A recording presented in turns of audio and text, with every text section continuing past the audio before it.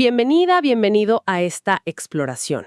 Hoy tenemos en nuestras manos un material que, la verdad, es bastante provocador. Ujú. Sí, bastante.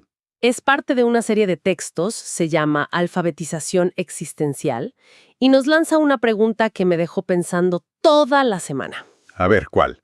La pregunta es, ¿y si el yo, esa sensación de ser el centro de nuestro propio universo, no fuera nuestro mayor aliado, sino nuestro principal obstáculo? Es una idea que va totalmente contra la corriente, sin duda. O sea, toda nuestra cultura se basa en construir un yo fuerte, en eso de encontrarse a uno mismo. Claro, y este texto llega y bueno, nos dice, quizá el problema no es que no te hayas encontrado, sino que estás buscando demasiado. Exacto. Y esa es un poco la misión de hoy, desglosar esta idea de vivir sin centro. El material sugiere algo que me pareció fascinante. Ajá, que al disolver su punto fijo que llamamos yo, no es que nos quedemos vacíos, sino que emerge una forma de inteligencia, como más precisa, más honesta Y más efectiva al final. y más efectiva. Así que bueno, analicemos esto. El texto arranca con una premisa que creo que todos reconocemos. Sí. Que todo en nuestra experiencia, nuestros recuerdos, planes, miedos, todo parece girar en torno a un punto invisible que llamamos yo.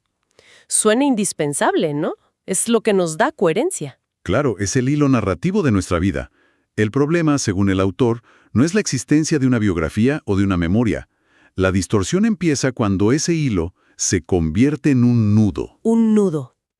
Y para entender eso, es crucial definir qué es este centro psicológico. El texto es muy cuidadoso aquí, ¿eh? No está hablando de la conciencia de estar vivo, ni de la percepción de nuestro cuerpo. Menos mal, porque por un momento pensé que el objetivo era convertirse en una especie de, no sé, autómata o un zombi filosófico. No, para nada. De hecho, argumenta que es todo lo contrario. Se refiere a ese nudo interior, esa voz constante que está evaluando todo en términos personales. Esto me valida, esto me amenaza, esto me define, esto hiere mi orgullo. Es una construcción hecha de memoria, de comparación y sobre todo de miedo. Claro, y tiene una directiva principal, casi como un programa de software, asegurar su propia continuidad. Quiere que el yo de ayer, con sus heridas y sus logros, sea exactamente el mismo que el de hoy y el de mañana. Es como un personaje de una novela que se niega a evolucionar porque teme que si cambia un poquito la historia se desmorone. Pero lo que más me impactó es la consecuencia que describe el texto. A ver, y ahí está el núcleo de la distorsión. El mundo deja de ser el mundo y se convierte en lo que el texto llama un espejo del yo. Un espejo del yo.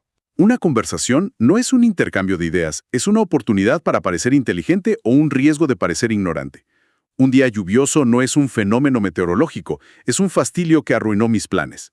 O sea, cada evento se filtra e interpreta a través de la pregunta. ¿Y esto qué significa para mí? Exactamente. Ok, me queda clara la idea. Pero los espejos pueden estar distorsionados, ¿no? Y supongo que la gran pregunta es, ¿cómo exactamente este yo deforma todo lo que vemos? La respuesta que da el material es simple y demoledora. El centro no puede ver con claridad porque siempre es juez y parte. Juez y parte, claro. Nunca es un observador neutral de la experiencia. Siempre está involucrado, siempre tiene algo en juego. Hay una frase que me parece brillante. ¿Cuál? No ve lo que pasa, ve lo que le pasa. No escucha lo que el otro dice, escucha lo que eso implica para su imagen. A ver, pero tengo que poner un poco de resistencia aquí. ¿Acaso no es normal que las cosas nos pasen a nosotros? Si me despiden del trabajo, es algo que me pasa a mí. ¿Dónde está la línea? Esa es una pregunta excelente, y es la clave. Una cosa es el hecho práctico. He perdido mi fuente de ingresos, y ahora tengo que buscar otra. Es un problema real que requiere una acción. Claro, es objetivo. La distorsión del yo es toda la capa narrativa que se añade encima. ¿Por qué a mí? Esto es una humillación, soy un fracasado, ¿qué van a pensar de mí? Ya veo. La inteligencia, que podría estar enfocada al 100% en resolver el problema práctico, ahora tiene que dedicar, qué sé yo, el 80% de su energía a gestionar el melodrama del yo. A defender esa imagen herida. ¿Ya veo?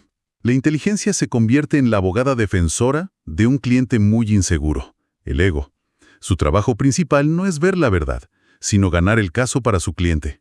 Exacto. Precisamente. Por eso el texto afirma que no puede haber verdadera lucidez mientras todo se evalúe a través de ese filtro. Y esto nos lleva a la propuesta central, ¿no? A la de cómo sería ver sin él. Sí, el texto lo llama ver sin centro, y lo describe no como un estado místico o sobrehumano, sino como algo mucho más aterrizado y directo. Ver sin centro.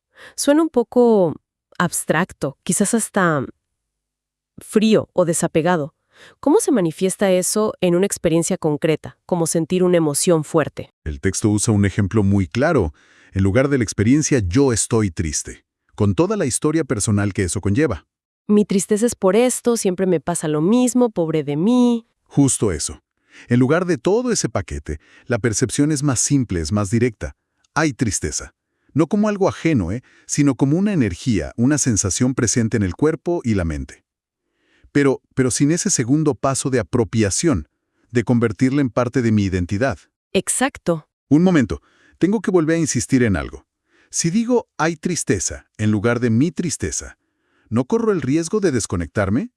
La empatía, por ejemplo, parece depender de conectar mi experiencia de sufrimiento con la de otra persona. Es una objeción súper lógica. Si renuncio a la propiedad de mi dolor, ¿no me vuelvo incapaz de entender el de los demás? Pero es que el texto argumenta que ocurre exactamente lo contrario. Cuando estás atrapado en mi tristeza, tu foco es tu propia historia, tu propio drama. Tu capacidad de conectar está limitada porque, estás demasiado ocupado contigo misma. Entiendo. En cambio, cuando percibes hay tristeza como un fenómeno más impersonal, más universal, de repente ves esa misma cualidad en los demás. La empatía se vuelve más profunda. O sea, no se basa en yo sé cómo te sientes porque a mí me pasó algo parecido. No, se basa en el reconocimiento directo de una condición humana compartida. Se quita el intermediario del yo y la conexión es más directa, menos egocéntrica. Entendido. Se trata de sentir más, no menos, pero sin el filtro de la autobiografía constante. Y si llevamos esto a la vida diaria, las implicaciones son enormes. Pienso en todas las situaciones en las que reaccionamos para defender nuestra imagen. Exacto. El texto dice que, sin un centro que defender, la identidad deja de ser un campo de batalla. Y da ejemplos muy concretos. Dice, la crítica no destruye, el error no humilla, el cambio no amenaza. No por indiferencia. No, para nada. Sino porque lo que se critica es una idea o una acción, no el núcleo de tu ser. Hagámoslo aún más real. Digamos que presento un proyecto en el que trabajé por semanas y mi jefe o jefa lo critica duramente frente a todo el equipo. La reacción automática del yo es la defensa. No entendió nada, la vergüenza, soy una incompetente, o el resentimiento, me quiere perjudicar. ¿Cómo lo manejaría una percepción sin centro? Pues vería la crítica como lo que es, información. ¿Podría haber dolor? Claro. La percepción no es insensible. Claro. Pero el pensamiento de fondo no sería me están atacando a mí, sino más bien este aspecto del proyecto no cumple con los requisitos. Se elimina la carga dramática. Y entonces, con la mente clara. Con la mente clara, se puede analizar la información. ¿Es válida la crítica? ¿Puedo aprender algo? ¿O se basa en una premisa equivocada? La respuesta es serena y estratégica, en lugar de una reacción visceral para proteger una autoimagen frágil. Piensa en la cantidad de energía que se libera. Es que estoy pensando en cuánta energía se gasta en ese departamento de relaciones públicas interno que todos tenemos. Es agotador. Y eso me conecta con una lista que presenta el texto que me pareció muy potente. Sí, es una lista muy elocuente, la verdad. Resume lo que queda cuando esa tensión desaparece. Sí, dice que lo que queda es observación sin interferencia, o sea, ver las cosas como son. Acción sin desgaste, hacer lo que hay que hacer sin el lastre del conflicto interno. Y mi favorita, sensibilidad sin melodrama. Esa frase, sensibilidad sin melodrama, me impactó, porque sugiere que se puede sentir todo con una intensidad enorme, pero sin quedar atrapado en la historia que nos contamos sobre ese sentimiento. Exacto. ¿Cuál es la diferencia práctica entre sentir tristeza y caer en el melodrama de la tristeza? Bueno, la tristeza es una sensación, es una energía en el cuerpo. El melodrama es la narrativa que el yo construye alrededor. Pobre de mí, siempre me pasa esto, la vida es injusta conmigo, necesito que alguien vea mi sufrimiento. Es usar la emoción para reforzar la identidad de víctima. O de héroe trágico, sí. La sensibilidad sin melodrama es simplemente permitir que la tristeza esté ahí, que te atraviese, sin necesidad de convertirla en un argumento para tu biografía. Y la lista termina con el concepto más importante. Una inteligencia sin dueño. Esa misma. Una inteligencia sin dueño, bien, hasta ahora he seguido el razonamiento. Suena liberador, suena inteligente.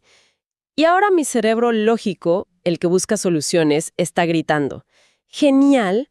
¿Cómo lo hago? Dame el manual de 5 pasos para disolver mi ego. Claro, tú y yo que estoy cayendo de cabeza en algún tipo de trampa, ¿verdad?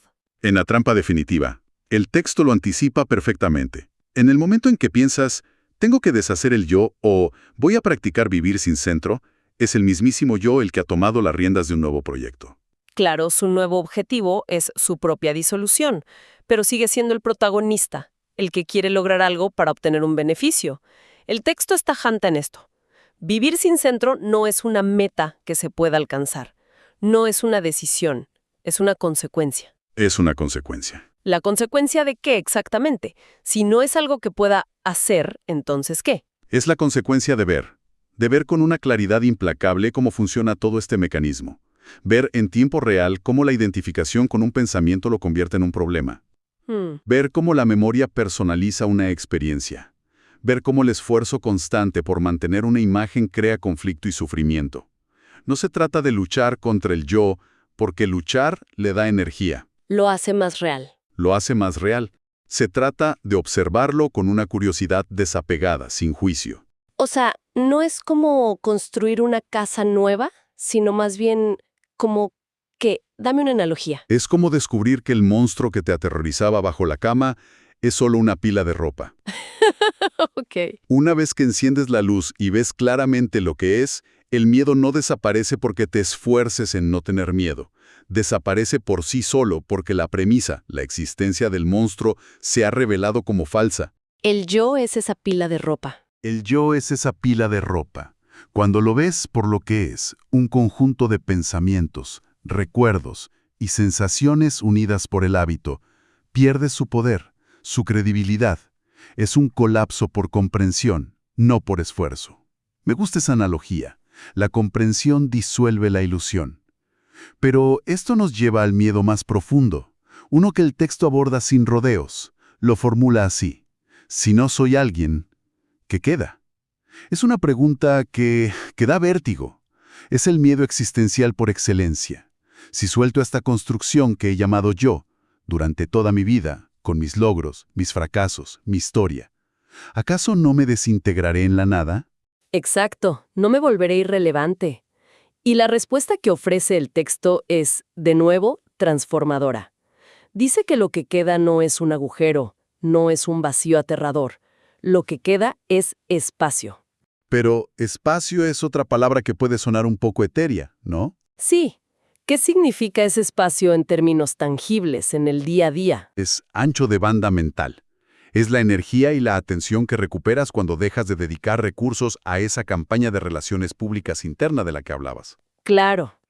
Es la capacidad de escuchar a alguien en una reunión sin estar simultáneamente formulando tu respuesta para defender tu postura o para quedar bien.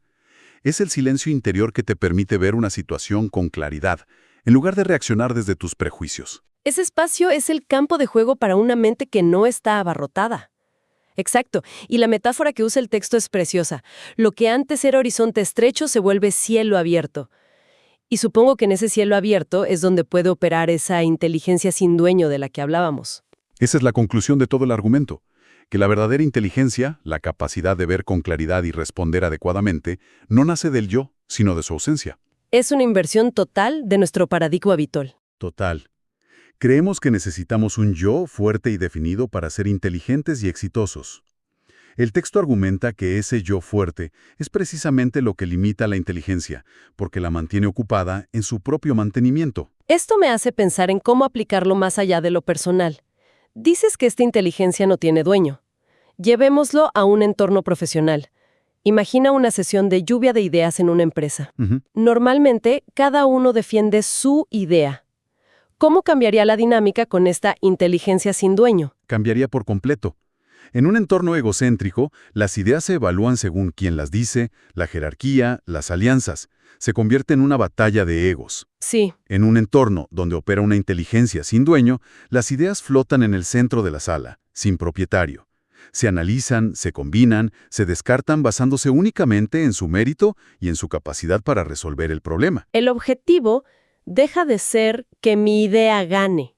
Y se convierte en que encontremos la mejor solución, venga de donde venga.